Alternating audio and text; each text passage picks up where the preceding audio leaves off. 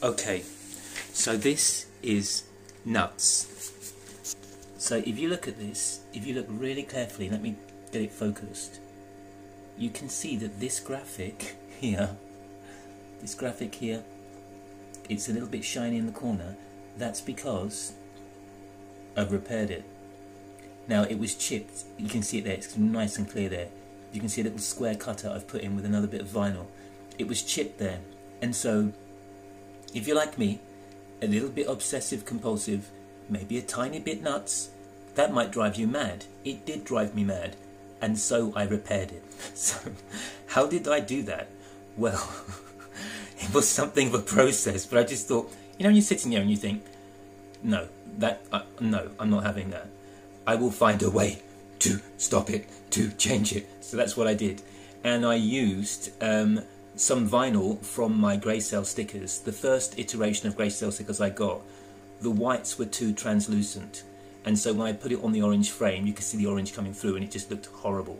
I noticed with the micro pedal flow, the original stickers on the frame were also quite translucent. I thought that's similar vinyl, so I took a nail scissors and I cut this square by eye and tried to make it fit, and I slid it in, and I used a craft knife like this to sort of slide it into the gap that was on the eye of the micro pedal flow graphic, and then cut the edge off. And as I did that, I cut the frame a little bit, and it left a score in the paint, which drove me mad. So then I got a cocktail stick and I dipped it in some black paint, which was this modelling Tamiya matte black, which never comes out matte, it always comes out satin or gloss. I don't know why, it's evil. Anyway, and I put it on the tip of one of these cocktail sticks. You can't actually see it now, it works so well. And there was a line there and here where I cut the corners with the craft knife, and I filled it in with paint, just dabbing it with the tip, and it kind of created a capillary effect, and at some kind of micro level it filled in the trough of paint, and now it's practically invisible. So, and then what I did to seal this little patch of vinyl, I used some of this Gorilla Glue, and I put a dab of it on a cocktail stick, and what I did was I made sure to dab it on the surface of the vinyl here, but made sure I covered over the seam. Let's see if I can see. This is a bit, yeah, see the seam lines there?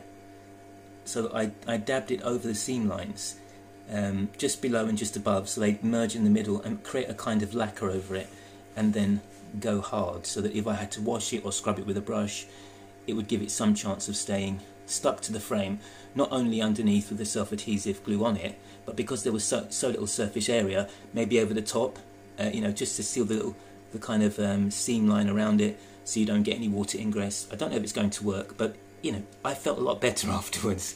So once I zoom out, you can see that you can't really tell the difference. It looks like a brand new graphic. So this is a very odd thing for people, I think, who have a particular mindset.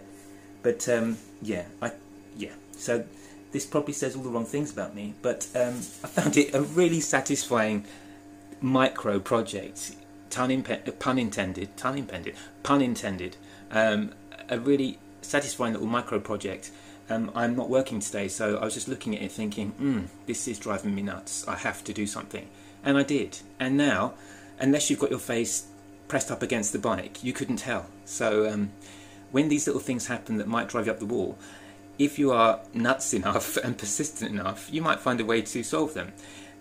If you've had this kind of problem, or you are similar, then please put a comment in the comments section below, so that I don't feel so alone in my madness. I hope this was in some way interesting and informative.